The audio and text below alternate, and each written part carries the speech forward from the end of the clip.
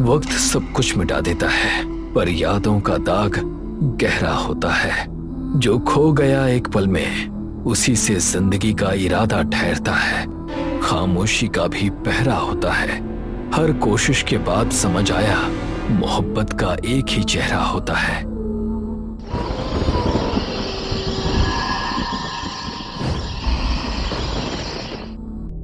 हरे भरे पेड़ों से घिरी पहाड़ी सड़क पर एक कार शांति से आगे बढ़ रही है। सड़क के दोनों तरफ हरियाली फैली हुई है और दूर पहाड़ों के ऊपर एक फार्म हाउस दिखाई दे रहा है।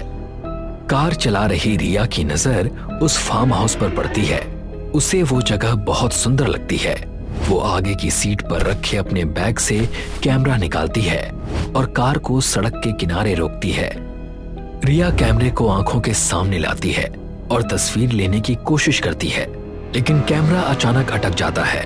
ये देखकर उसके चेहरे पर हल्की परेशानी आ जाती है। वो कैमरे को ध्यान से देखने ही वाली होती है कि तभी उसकी नजर आसमान पर जाती है। आसमान अचानक काला होने लगता है, जैसे किसी भी पल बारिश शुरू हो सकती है। रिया चौंक जाती है, कार स्टार्ट करती है और फिर से अपनी यात्रा पर आगे बढ़ जाती है। रिया गेट पर पहुंचती है और हल्की बारिश हो रही होती है। रिया घंटी बजाती है और चारों तरफ नजर दौड़ाती है। आसपास के नजारों को देखती है। दरवाजा खुलता है और देव सामने खड़ा होता है। रिया अचानक अपना सिर मोड़ती है और उसे देखती है। Hi mister Matthew, I am Riya. आपसे बात हुई थी for documenting your place. Of course Riya, nice to meet you, come इन।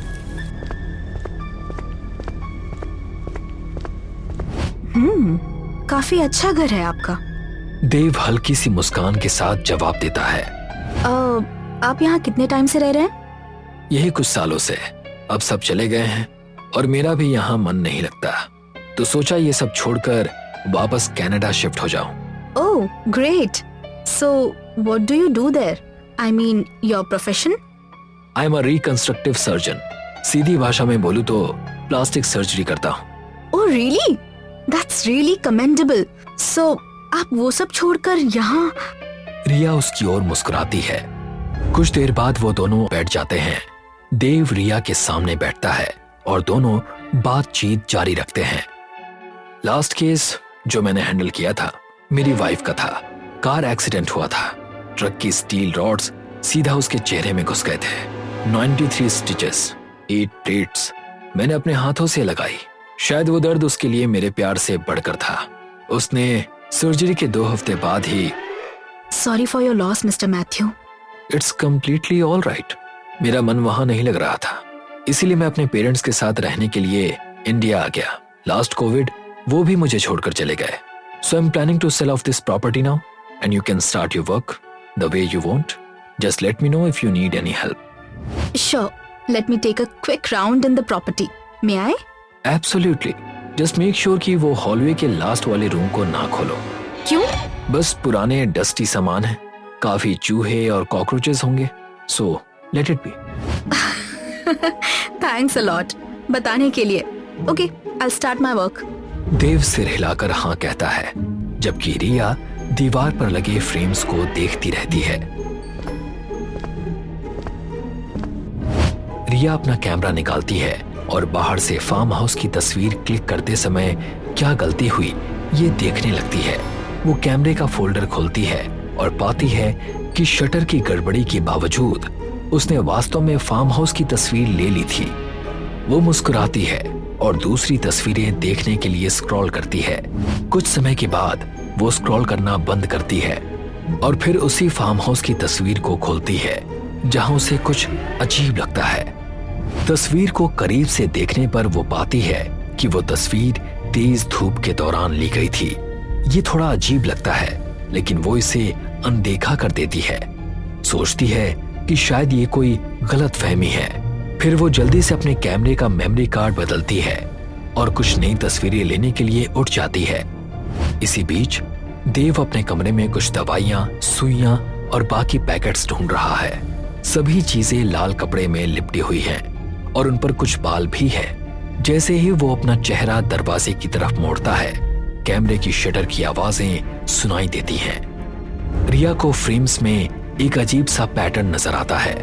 देव की गुजरी हुई पत्नी मीरा की तस्वीरें वहां कहीं नहीं है, ना ही उसके माता पिता की और ना ही शादी की कोई तस्वीर।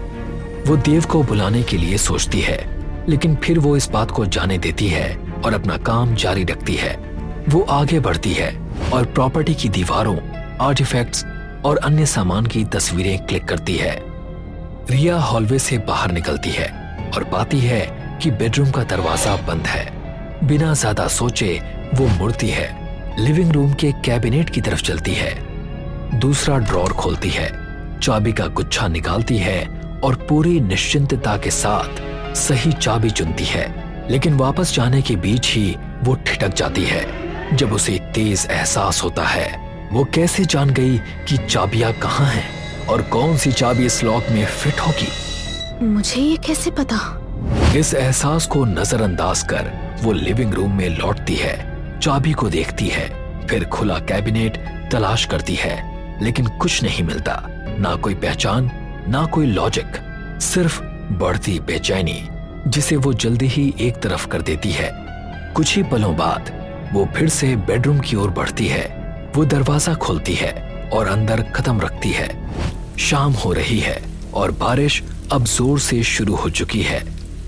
रिया देव के साथ बैठी है, उसका बैग पैक किया हुआ है और जिस आर्म चेयर पर वो बैठी है उसी के पास रखा हुआ है।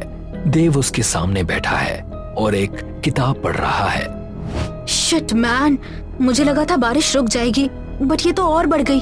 What should I do now? It's completely fine. यहाँ के काफी रूम्स खाली हैं। आज रात के लिए तुम कोई भी रूम यूज कर सकती हो और until the rain stops, you can stay here. वैसे मुझे लगता नहीं बारिश रुकने वाली है। Let's hope for the best. वैसे तुमने कुछ खाया नहीं होगा। Let's have dinner. Oh no mister Matthew, मैंने ऑलरेडी आपको काफी परेशान कर दिया है। I am fine. मैं कुछ पैकेज्ड फूड लेकर आई हूँ। I'll have it. You must be joking, right? It's completely fine. अब बारिश तो बोलकर नहीं आती है ना? You should have something. I really don't want to trouble you more. Don't worry, you are not. मेरे पास कप नूडल्स हैं। You should have it at least. Okay, sure. I hope it is vegetarian. Yeah, I have many. Give me a moment. I'll be right back. Dev kitchen की ओर चला जाता है। Thanks a lot. वो पानी उबालने के लिए केतली रखता है और ऊपर वाले कैबिनेट से कप नूडल्स का पैक निकालता है। साथ ही वो दूसरे ड्रॉर से कुछ और चीजें भी निकालता है। जैसे ही वो उन्हें पानी में डालने ही वाला होता है, उसे खिड़की की तरफ से तेज आवाज सुनाई देती है। आसमान काला है और वो देखने के लिए खिड़की की ओर नजर घुमाता है कि आखिर हुआ क्या। Is everything okay? या आई एम फाइन। देव जल्दी से गैस की तरफ लौटता है, कप नूडल्स का पैक ट्रे में रखता है और किचन से निकलता है। वो मुड़ता है और बाहर जाता है। देव ट्रे लेकर रिया के पास आता है। रिया के चेहरे पर एक हल्की मुस्कान होती है। Thank you so much for this. Don't worry, it's on me. And by the way, या मैंने तुम्हारी पेमेंट भी ट्रांसफर कर दी है, सो प्लीज चेक कर लेना। Yes, I received. Thanks. All right, I'll go and get some sleep. तुम भी डिनर करके आराम कर लो। Just let me know when you leave. Sure, I'll inform. Good night. Good night. देव चला जाता है और रिया उसकी तरफ निगाह रखती है। जैसे ही वो दरवाजा बंद होने की आवाज सुनती है, वो जल्दी से कप नूडल्स उठाती है और खाने लगती है। ये साफ था कि उसे बहुत भूख लगी थी। रात गहरी हो जाती है। रिया बिस्तर पर लेटी हुई है और मोबाइल पर रील्स देख रही है। आंखें बंद कर लेती है। अचानक उसे कुछ अजीब सा महसूस होता है। वो हल्की आंखें खोलती है और देखती है कि मीरा की आत्मा उसके ऊपर हवा में तैर रही है। ये देखते ही रिया घबरा जाती है और जोर से चीख पड़ती है।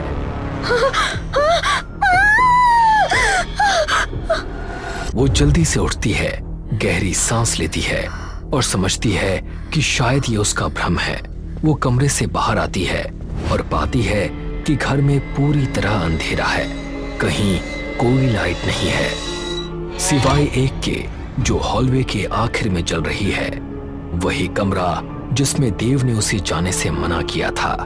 थोड़ी बेचैनी के साथ वो दरवाजे के पास जाकर कान लगाती है, सुनने की कोशिश करती है, लेकिन कोई आवाज नहीं आती। चारों ओर देखती है कि देव जागा तो नहीं है, और जब घर शांत लगता है तो वो धीरे से दरवाजा खोलकर अंदर कदम रखती है। वो कमरा देखकर वहीं ठिठक जाती है। वहां अलग अलग तरह के wigs, makeup kits, brush, mask और रस्सियों वाला एक चेयर रखा है।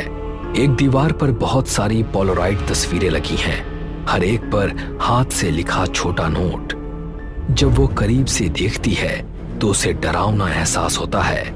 फोटो में हर लड़की उसकी जैसी दिखती है और मीरा भी उसकी तरह दिखती है, जो उसने पहले कभी नहीं देखा। साथ ही वो वही अजीब जादू टोना का सामान भी देखती है, खोपड़ी, कीले और सिंदूर। ठंडी घबराहट उसके अंदर फैलती है। वो भागने के लिए मुड़ती है, अपनी चीजें उठाकर बाहर जाने की कोशिश करती है, लेकिन तभी देव अचानक उसका रास्ता रोक देता है। डर उसकी आंखों में साफ झलकता है। वो पीछे हटते हुए चेतावनी देती है और देव धीरे धीरे उसके पास आता है। Look mister, don't touch me. Dev उसके पास आता है। I said don't, I am warning you.